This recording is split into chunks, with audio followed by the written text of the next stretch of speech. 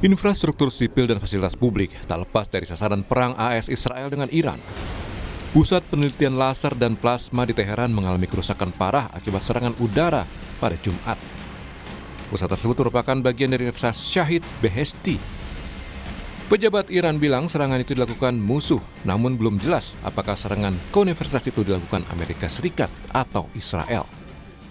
ریشه‌ای در تاریخ، در فرهنگ و تمدن نداره، داره بدتر از عصر حجر عمل میکنه، به مرکز علمی حمله میکنه.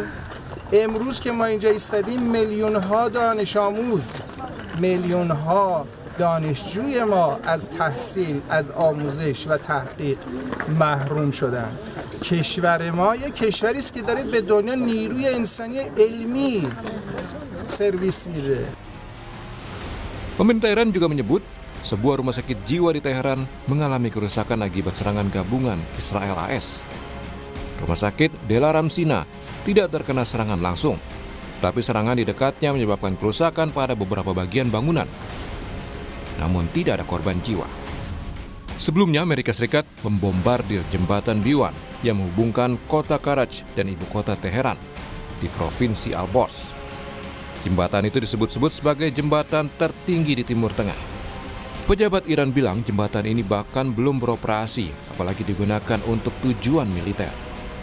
Akibat serangan itu, 13 orang dilaporkan tewas dan 95 terluka. شما می‌بینید این پروژه اصلا بهره برداری نشده، چه برسه که کاربرد نظامی. این پروژه قرار بود که مشکل 17 تا استان شمال شرق کشور، مشکل شمال غرب کشور و مشکل ترافیکشون رو حل کنه. این پل در راستای رفاه مردم بود و اومدن اینا اون سازه‌ای که برای مردم رفاه ایجاد می‌کرد، اومدن اونو بوم. Menlu Iran menegaskan serangan ke bangunan sipil tidak akan memaksa Iran untuk menyerah dan hanya menunjukkan kekalahan dan keruntuhan moral musuh yang sedang kacau.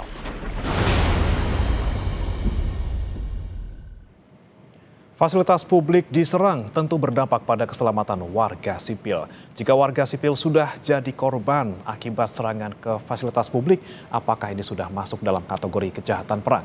Kita ulas bersama dengan pakar ilmu hubungan internasional Presiden University, Teuku Reza Shah, dan pengamat Timur Tengah Faisal Assegaf. Selamat pagi, Pak Reza. Selamat pagi, Faisal. Mas, dari mana? Ya, selamat pagi Pak Reza. Selamat pagi Pak Faisal. Baik, saya mau ke Pak Reza dulu. Ini kita lihat dari tayangan sebelumnya, paling tidak ada 30 universitas selama serangan pertama di Februari hingga sekarang ini hancur di Iran karena serangan. Kemudian juga kita bisa lihat di tanggal 2 April lalu, jembatan di Iran juga diserang sampai ada warga sipil tewas di sana. Kita melihat arah perang ini seperti apa, Pak Reza, kalau sudah warga sipil ini jadi korban? Terima kasih. Pertama, ini adalah bertentangan dengan hukum humaniter internasional ya, di mana hukum perang ini hendaknya dipatuhi oleh masyarakat internasional dan dalam hal terjadinya perang ataupun konflik bersenjata, ini adalah hal-hal yang harus diperhatikan. Misalnya terlarang melakukan penyerangan terhadap tenaga medis dan rumah sakit, kemudian penyerangan terhadap warga sipil, kemudian dilarang melancarkan keserangan ke wilayah musuh, di mana ada kota dan desa-desa yang penduduknya sipil. Ini sesuai dengan Konvensi Den Haag tahun 1899 dan 1907. Yang juga dikhawatirkan saat ini adalah perang akan menyasar benda cagar budaya. Kemudian juga dilarang menyerang bangunan yang mengandung kekuatan berbahaya seperti bendungan, tanggul, dan pembangkit listrik tenaga nuklir. Jadi kita harus mewaspadai bahwa perang ini berpotensi menghancurkan situs-situs warisan dunia yang ada di Iran. Seperti saya mendata adanya 11 paling tidak ya, seperti Istana Golestan, kota bersejarah Yazd, Biston, kemudian Sultaniyeh, Shostar Historical Hydraulic System, Taman Persia, kemudian Persian Khanate, dan juga hutan Hirkanian. Kemudian kalau Iran membalas, kemungkinan besar juga potensi menyerang situs-situs UNESCO yang ada di Israel, seperti kota tua Yerusalem, kemudian juga benteng Masada, dan juga situs evolusi manusia di Gunung Karmel. Kemudian kenapa hal ini diarahkan juga kepada universitas? Memang unik ya. Karena universitas itu adalah sumber dari intelektual. Karena bagi pihak penyerang, selama universitas itu masih ada dalam suasana perang, ini bisa membuktikan bahwa negara yang diserang itu masih hidup secara normal. Jadi karena itu Israel dan juga Amerika Serikat menyerang lembaga-lembaga yang berhubungan dengan pendidikan, kemudian lembaga-lembaga yang punya kontribusi terhadap ilmu pengetahuan teknologi, dan juga bangunan-bangunan yang dikhawatirkan di bawah tanahnya itu merupakan instalasi militer. Jadi dalam kondisi seperti ini kita berhadapan dengan suasana yang sangat liar dan seringkali sulit dilakukan verifikasi. Mungkin pada saat ini alangkah bagusnya kalau Iran maupun Israel mengundang tim dari UNESCO untuk berada di sana sehingga bisa langsung memverifikasi ada tidaknya bangunan-bangunan yang diserang dan sebenarnya merupakan berada di bawah perlindungan dari UNESCO itu sendiri. Baik, sudah semakin meluas dan ini kejahatan perang yang mungkin kita lihat nyata gitu ya Pak Reza ya, terkait dengan upaya Amerika Serikat dan juga Israel ke Iran. Tapi juga di sisi lain, Iran juga beberapa kali di beberapa waktu tertentu gitu, saya mau ke Mas Faisal, ini juga melancarkan serangan gitu ya ke hotel-hotel di kawasan Teluk, kemudian juga di bandara juga ada seperti itu. Anda melihatnya seperti apa kalau juga dari sisi Iran gitu, Mas Faisal? Ya, memang benar ada serangan yang dilakukan ke beberapa apartemen, terus ke bandara. Tapi kalau ke apartemen, Iran mengklaim bahwa banyak personel Amerika ataupun Israel yang sudah meninggalkan pangkalan-pangkalan militer yang sudah diserang, akhirnya mereka pindah ke apartemen semacam itu atau hotel. Nah, ini New York Times merilis dari sekitar 40.000 tentara Amerika, itu New York Times udah pernah merilis, kebanyakan sudah pada keluar dari pangkalan. Karena kan pangkalan tiap hari dibombardir, baik itu ada Saudi, Uni Emirat Arab, Qatar, Kuwait, Bahrain maupun Oman, itu banyak dibombardir dan mereka sudah pada pindah ke hotel-hotel. Jadi klaim Iran kenapa menyerang hotel ataupun apartemen, yaitu karena mereka mendapat informasi intelijen bahwa personil ataupun perwira militer Amerika maupun Israel tinggal di tempat tersebut. Terus kemudian kalau di bandara memang yang disasar adalah depot-depot minyak atau tangki BBM yang menjadi salah satu ya bahan bakar bagi pesawat-pesawat Amerika yang ada di pangkalan-pangkalan yang ada di negara-negara Timur Tengah itu sendiri. Nah, saya mau menambahkan yang tadi seperti Pak Reza bilang bahwa total itu fasilitas pendidikan itu sekolah lebih dari 600 yang diserang di Iran. Kemudian juga 280 fasilitas medis termasuk 13 rumah sakit paling tidak. Terus kemudian ada klinik, terus ada fasilitas kesehatan lainnya. Nah, yang menarik ada warisan situs sejarah. Tadi seperti diungkap Pak Reza, itu totalnya ada 131 warisan budaya maupun sejarah yang diserang oleh Amerika maupun Israel yang ada di Iran. Dan sudah ada 2 masjid, salah satunya yang satu di Provinsi Zajan, satu lagi di ibu kota Teheran, dan satu gereja di ibu kota Teheran, yaitu gereja Ortodoks Santo Nikolas yang sudah diserang oleh agresi Amerika maupun Israel. Oke, baik, banyak tidak hanya tadi ya fasilitas publik tapi juga sampai ke situs budaya. Saya kembali ke Pak Reza. Pak Reza, kalau Anda melihat juga ini kan kedua belah pihak ini sudah mungkin semakin meluas gitu ya. Seakan tidak peduli gitu ada warga sipil di sana. Bahkan datanya juga ada ribuan warga sipil ataupun warga yang tewas juga dari hasil serangan tersebut di 13 negara paling tidak yang kami catat dari Reuters seperti itu. Nah, apa tanda-tanda yang Anda lihat dari kedua negara ini? Apakah mereka benar-benar sudah tidak peduli apa yang kemudian menjadi target serangan mereka? Kalau untuk Iran, itu angkatan bersenjata dan masyarakatnya masih terikat pada statement dari Ayatollah. Mereka tidak berani menentang statement karena berlaku rumusan marja'i taklid ya. Apa kata pimpinan kami setuju, dan juga secara Islam memang sudah teridentifikasi objek-objek mana yang tidak boleh diserang, seperti misalnya fasilitas peribadatan, kemudian masyarakat yang sedang mengungsi, kemudian pohon-pohonan dan juga taman-taman itu sangat terlarang. Cuman dalam kondisi seperti ini, saya agak khawatir para prajurit di lapangan itu seringkali lebih mengedepankan semangat juang mereka tanpa yang belum tentu berjalan seiring dengan logika. Seperti kita melihat misalnya banyak prajurit-prajurit Israel yang berada di Gaza, Lebanon dan juga di negaranya sendiri itu mereka adalah berada pada usia strawberry, generasi alpha yang secara fisik sehat, tapi secara mental itu belum tentu sehat. Kita lihat misalnya di Israel saat ini banyak sekali generasi mudanya yang menolak perang, banyak sekali generasi muda yang ketakutan kalau diterjunkan untuk pertama kalinya. Jadi hal ini yang membuat saya pikir seringkali prajurit-prajurit muda itu goyah. Mereka seringkali mengedepankan keberanian tanpa mengerti prosedur atau protap yang hendaknya dilakukan. Dan saya tidak tahu bagaimana di Iran karena informasi perihal generasi muda Iran terbatas. Tapi secara logika sangat mungkin sekali generasi muda yang berusia generasi milenial atau generasi alfa itu memiliki gejolak yang luar biasa dan mungkin untuk pertama kalinya mereka menggunakan senjata dan seringkali mereka tidak paham akan hukum perang dan seringkali mereka terbuai dengan suasana di lingkungan yang memaksa mereka harus menjawab sesuatu dengan senjata. Jadi ini hal-hal yang harus diwaspadai dan untuk itu saya pikir PBB juga harus melakukan penyelidikan khusus terutama sekali dalam kasus Unifil di mana sudah ada 3 tentara kita syahid ataupun gugur di sana. Dan untuk itu inilah saatnya sekarang dunia benar-benar melihat bahwa kita sedang berhadapan dengan sebuah potensi di mana perang itu sudah tidak mengenal lagi institusi sipil maupun militer karena dianggap bahwa sipil pun memiliki potensi untuk menjalankan fungsi-fungsi kemiliteran. Dan untuk itu patut diduga kalau tidak ada perhatian serius dari dunia, terutama sekali dari PBB, maka perang ini berpotensi semakin meluas, bukan hanya antara Iran dengan Israel ataupun Amerika Serikat, tapi juga bisa saja merambah ke negara-negara di Timur Tengah yang lain. Kalau ini sudah terjadi, ada potensi perang ini menjadi perang regional yang berpotensi menjadi perang global.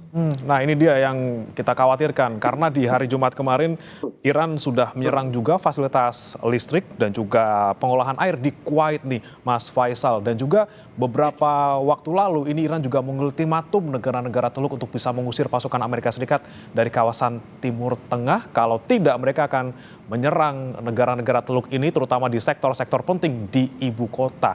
Bagaimana kemudian sikap yang Anda lihat mungkin dari negara Teluk? Apakah mereka akan mengikuti arahan ataupun permintaan dari Iran untuk bisa mengusir pasukan Amerika Serikat dari wilayah mereka?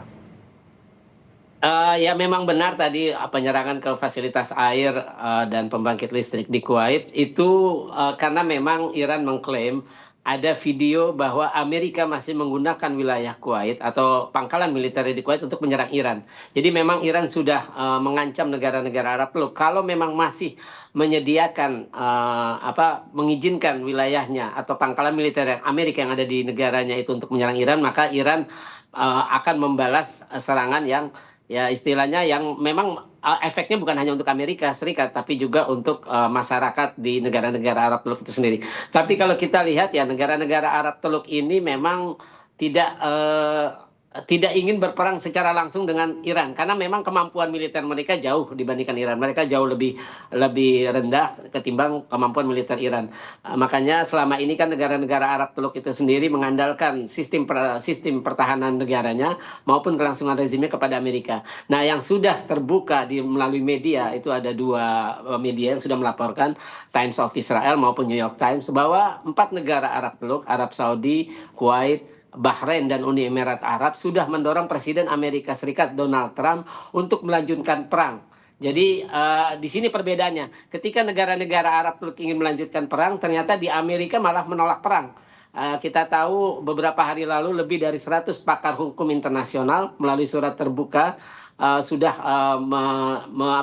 mengecam agresi Amerika dan Israel terhadap Iran dan mereka menyebut ada potensi kejahatan perang di sana karena menyerang fasilitas sipil seperti fasilitas pendidikan maupun kesehatan. Oke. Dari Arab Teluk mungkin tidak ingin berperang tapi mendorong Amerika Serikat untuk berperang. Dan mungkin kalau Anda melihat ke depannya gitu Mas Faisal, apakah mereka juga kemudian ya udah mereka pasrah aja diserang oleh Iran tanpa mungkin membalas karena mereka ya lagi-lagi bergantung sama Amerika. Mereka mau tidak bisa mengusir pasukan Amerika Serikat dari wilayah mereka. Ya, kalau kita lihat 4 sikap dari negara Arab Teluk tadi, Arab Saudi, Kuwait, Bahrain, dan Uni Emirat Arab. Kalau Qatar sudah berubah posisinya, lebih lebih lunak kepada Iran dan mau melanjutkan hubungan persahabatan. Ya mau tidak mau ya mereka hanya mengandalkan Amerika. Jadi serangan yang dilancarkan, serangan balasan yang dilancarkan Iran terhadap pangkalan militer Amerika atau aset-aset yang punya hubungan dengan Amerika, baik aset ekonomi maupun militer, itu bagi 4 negara Arab Teluk tadi, pemimpin negara Arab Teluk tadi, dipandang bahwa Iran ternyata memang benar ancaman. Karena kan propaganda Amerika Serikat maupun Israel selama puluhan tahun bahwa Iran adalah ancaman bagi perdamaian dan keamanan regional maupun global. Nah, adanya serangan balasan ini ternyata ya Bin Salman, terus juga Bin Zayed, Presiden Uni Emirat Arab, terus juga Raja Bahrain, Syekh Muhammad bin Isa, terus juga Kuwait, itu menganggap ternyata Iran memang ancaman karena mereka sudah merasakan hal ini, walaupun itu diakibatkan dari mereka memberikan izin pangkalan militer Amerika ada di sana. Jadi ya dengan mereka mendorong Trump, ya saya kira perang akan terus berlanjut. Dan ternyata ajakan Iran agar negara-negara Arab Teluk untuk mengusir Amerika itu sejauh ini ditolak secara halus karena mereka mendorong Trump untuk melanjutkan perang sampai Iran lumpuh. Oke, baik. Saya kembali ke Pak Reza. Oke, serangan-serangan yang dilancarkan misalnya oleh Iran maupun pihak Amerika Serikat Israel ini punya alasan tertentu. Misalnya mereka menyerang petrokimia karena di sana kemungkinan ada fasilitas yang diekspor gitu senjatanya ataupun material kimianya untuk IRGC gitu ya. Atau mungkin misalnya Iran menyerang karena di sana ada informasi intelijen, ada pasukan Amerika Serikat di sana. Tapi pelanggaran-pelanggaran seperti ini yang tadi Anda katakan itu bisa menjadi pelanggaran ataupun kejahatan perang yang nyata gitu. Siapa yang bisa turun? Apakah perlu Mahkamah Pidana Internasional atau ICC? Dalam kondisi seperti ini, saya sebenarnya sangat mengharapkan inisiatif dari Sekjen PBB ya. Misalnya beliau pernah menurunkan seorang tokoh namanya Francesca Albanese. Tokoh perwakilan PBB ini punya kemampuan melakukan reportase yang luar biasa dan karena itu wajar jika dia ditolak oleh Israel. Mungkin saatnya sekarang PBB itu menurunkan seorang pejabat tinggi ke Iran dan juga ke Israel ataupun ke wilayah-wilayah Teluk lain untuk bisa melihat secara langsung apa yang terjadi. Jangan sampai PBB ini dibutakan oleh disinformasi dan misinformasi. Karena kita ketahui bersama sekarang yang sedang terjadi adalah pengeroposan sekutu masing-masing. Misalnya kalau di kalangan kalau dari pihak Iran tentunya merupakan kekecewaan besar bagi Iran kalau Arab Saudi dan Uni Arab Emirat berperilaku mendekati Amerika Serikat karena ini membuktikan bahwa clash of civilization sudah terjadi di kalangan internal Islam dan hal ini bisa berpotensi memperburuk namanya ukhuwah Islamiyah di mana Islam itu sebenarnya memiliki benih-benih kehancuran padahal sebenarnya Islam Syiah dan Sunni itu adalah satu. Mereka sama-sama menyembah Tuhan yang sama dan berkiblat ke Mekah. Kalau sudah begini kan kelihatan bahwa ada negara yang berkiblatnya ke Washington DC. Tentunya hal ini merupakan satu pukulan yang besar bagi masyarakat Islam sedunia yang mengidamkan umatan wasaton, umatan wahidah dan ukhuwah Islamiyah. Dan hal ini tentunya akan berpotensi menciptakan perang yang berkelanjutan. Dalam kondisi seperti ini, Amerika Serikat bisa saja mendapatkan dukungan dari ataupun mendapatkan tekanan dari dalam negeri untuk keluar dan kemudian pada saat yang sama Donald Trump berpikir ini adalah exit yang sangat bagus. Mereka mengatakan walaupun perang belum selesai, mereka mengatakan saya sudah menang, institusi di Iran dan fasilitas strategis sudah berhasil saya musnahkan, dan sekarang yang tinggal adalah persengketaan internal Islam. Kalau hal ini terjadi, maka yang menang adalah Amerika Serikat. Mereka bisa keluar dan langsung menjual senjata, dan yang lebih untung lagi adalah military industrial complex, yakni perusahaan-perusahaan besar yang mensuplai peperangan saat ini. Seperti kita lihat seperti Lockheed Martin, kemudian produsen pesawat tempur, produsen radar, produsen sinyal telekom. Ini yang untung besar begitu. Jadi perang ini berpotensi ditinggalkan oleh Amerika Serikat dan Israel dan mereka akan duduk manis melihat persengketaan antara Sunni dan Syiah yang sudah mereka tanam sejak lama. Oke. Ujung-ujungnya kalau dari negara Teluk sendiri kemudian sama-sama berperang, yang diuntungkan adalah Amerika Serikat dan juga Israel gitu ya. Saya ke Mas Faisal. Mas Faisal, kalau Anda tadi melihat solusi misalnya menurunkan perwakilan PBB baik ke Iran maupun ke Israel maupun Amerika Serikat dalam kondisi seperti ini, apakah mungkin dan juga akankah berpengaruh gitu? Ya kalau kita lihat rekam jejak sebelumnya itu pada perang Gaza 2014 ada tim pencari fakta dari Dewan HAM PBB. Itu kesimpulannya adalah baik Hamas maupun Israel melakukan kejahatan perang. Dan rekomendasi itu sudah disampaikan oleh tim pencari fakta Dewan HAM PBB untuk perang Gaza 2014. Disampaikan kepada Dewan Keamanan tapi tidak ditindaklanjuti. Ini sama persis seperti rekomendasi dari ICJ itu pada Maret atau Januari 2024 bahwa Israel melakukan genosida di Gaza dalam perang selama 2 tahun. Bahkan ICC Mahkamah Pidana Internasional pada November 2024 mengeluarkan surat perintah penangkapan kepada Perdana Menteri Israel Benyamin Netanyahu, mantan Menteri Pertahanan Yoav Gallant, dan 3 dari Hamas, yaitu Ismail Haniyeh, terus satu lagi adalah Yahya Sinwar, yang ketiga adalah Muhammad Daif. 3 orang ini udah tewas. Dan dari Israel dua-duanya masih hidup. Tapi sampai sekarang Amerika yang merupakan sekutu istimewa dari Israel tidak berani menangkap Netanyahu. Malah Netanyahu tetap diajak dalam koalisi internasional atau panggung internasional. Dan sekarang Trump dan Netanyahu sama-sama sedang melanggar hukum internasional. Jadi apa yang disampaikan Pak Reza memang sebuah gagasan yang bagus, tapi itu tidak akan kalau lihat pengalaman sebelumnya itu tidak akan akan diabaikan oleh Amerika maupun Israel. Jadi memang selama masih ada rezim mullah di Iran, maka kemungkinan perang akan bisa terjadi kapanpun. Kalau perang ini sudah berhenti, karena bagi Iran tujuan utama dari perang ini adalah tujuan paling akhir adalah bagaimana perang ini bisa memberikan pelajaran terberat bagi Amerika maupun Israel agar mereka tidak mengulangi itu. Tapi persoalannya adalah selama Israel masih ada dan rezim mullah anti-Zionis di Iran masih ada, maka permusuhan itu bisa memuncak menjadi perang. Karena kita tahu perang dalam 2 tahun terjadi 2 kali, 12 hari Juni 2025 dan sekarang sudah lebih dari sebulan. Oke.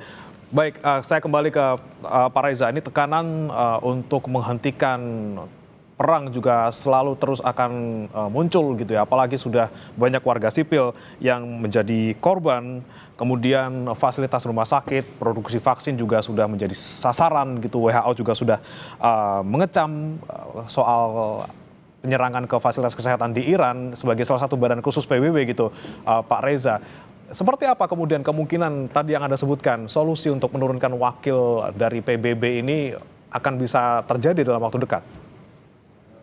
Ya, saya perhatikan Sekjen PBB ini harus proaktif karena peringatan ini sudah diberikan antara lain oleh Pak SBY itu pada bulan Januari silam, di mana beliau sudah yang memiliki pengalaman kenegarawanan dan juga pendidikan di Amerika Serikat, beliau sudah mengetahui persis bahwa perang ini akan terjadi. Ini kan sekitar 3 bulan lalu. Kemudian juga Dubes Iran di PBB juga sudah menyurati Sekjen untuk mengatakan bahwa ini juga perang ini akan terjadi. Tapi entah mengapa Sekjen PBB ini bersikap seperti NATO, no action, talk only begitu. Hanya menyatakan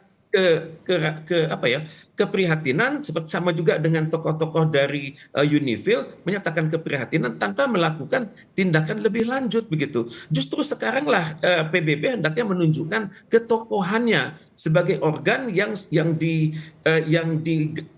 digadang-gadang sesuai dengan piagam PBB itu sendiri. Hal ini mengingatkan saya pada pidato Bung Karno tanggal 30 September tahun 1960. To build the world anew. PBB ini harus direvisi sekarang. Direvisi sehingga Dewan Keamanannya itu lebih adaptif terhadap perkembangan perdamaian dan keamanan dunia. Tidak cukup hanya 5 negara ini. Kita sudah melihat dalam 30 tahun terakhir sudah ada yang namanya elected 10 gitu, yang dipilih berdasarkan region dan mereka bisa berkinerja dengan baik dan sayangnya tidak memiliki hak veto. Sudah tiba saatnya sekarang Indonesia berkinerja bersama like-minded countries yang seide di OKI, di GNB, di Liga Arab, di ASEAN, kemudian juga di wilayah-wilayah yang punya perjanjian anti nuklir seperti Southeast Asian Nuclear Weapon Free Zone, Treaty of Tlatelolco di Pasifik Selatan dan kemudian juga Treaty of Rarotonga di Pasifik Selatan untuk merancang sebuah draft resolusi bahwa kita sudah menuju kepada kepunahan umat manusia di muka bumi ini gitu. Kita tidak hanya berbicara soal Timur Tengah, tidak hanya berbicara Washington yang presidennya itu sudah Alzheimer, tapi kita berhadapan dengan dunia yang akan dipunahkan oleh orang-orang yang tidak bertanggung jawab begitu. Nah, kita lihat bersama Donald Trump dan Benjamin Netanyahu itu punya potensi untuk menghidupkan perang nuklir, dan tentunya hal ini kan harus benar-benar disikapi, dan sangat berharap negara-negara elected 10 dan negara-negara di dalam Dewan Keamanan PBB untuk mengedepankan kenegarawanan mereka gitu. Jangan hanya berpikir politik praktis, jangan hanya berpikir keuntungan dalam jangka pendek, tapi mereka berpotensi bertanggung jawab untuk menjaga kelestarian bumi ini gitu, di mana kita tinggal. Dan kita perhatikan senjata nuklir yang dimiliki Amerika Serikat dan Israel itu berpotensi memusnahkan dunia ini berulang-ulang begitu dalam waktu yang bersamaan. Kita sudah melihat potensi kerusakan dari Hiroshima, Nagasaki, kemudian juga Fukushima, kemudian juga yang terjadi di Ukraina. Ya. Kalau hal ini kalau Chernobyl, kalau hal ini terjadi, ya itu sudah wassalam begitu. Kita tidak akan ketemu lagi besok pagi, dan untuk itu kita harus mencegah hal ini. Maka mohon Indonesia segera mengupayakan satu sidang istimewa di PBB persis seperti yang dimintakan oleh Bapak Susilo Bambang Yudhoyono. Oke, baik, kita bicara lagi soal tadi ya PBB yang no action talk only gitu. Mas Faisal, kita menunggu mungkin langkah-langkah dari negara-negara di PBB ini mungkin terlalu lama. Ini sudah sedang berlangsung, terus berlangsung, korban berjatuhan, apalagi tadi ada potensi misalnya serangan nuklir yang kemudian bisa memusnahkan kehidupan manusia di bumi gitu. Apa yang bisa kita lakukan sekarang, ataupun negara-negara tertentu seperti misalnya Pakistan ataupun Mesir yang bisa membuat misalnya gencatan senjata untuk sementara menghentikan korban-korban dari sipil?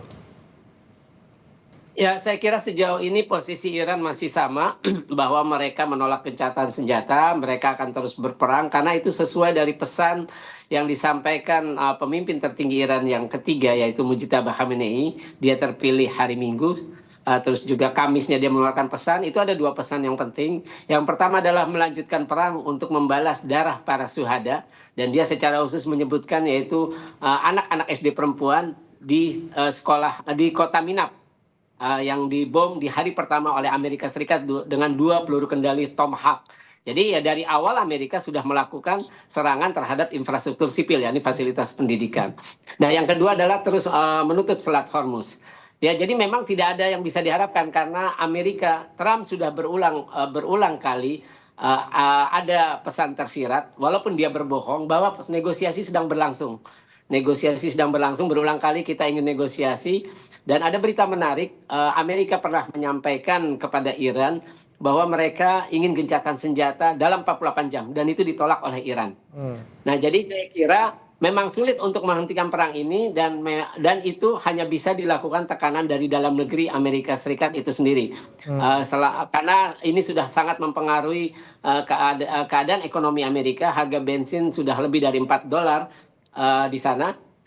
Dan saya kira demonstrasi besar-besaran waktu Sabtu minggu lalu yang 8-9 juta itu harus terus dilanjutkan oleh rakyat Amerika, karena saya merasa tidak ada satupun negara yang bisa memaksa perang ini berhenti kecuali dari tekanan Amerika. Namun persoalannya adalah kalau hanya Amerika yang berdialog atau mencapai kesepakatan untuk menghentikan perang dengan Iran, tapi kan sejauh ini Perdana Menteri Israel Benjamin Netanyahu tidak pernah berbicara tentang untuk menghentikan perang. Karena dalam konsep, kalau bahasa Ibrani itu bitahon, artinya keamanan mutlak. Nah, inilah yang dipegang oleh para seorang seperti Netanyahu, bahwa apapun harus dilakukan untuk menjamin keamanan mutlak Israel. Absolut.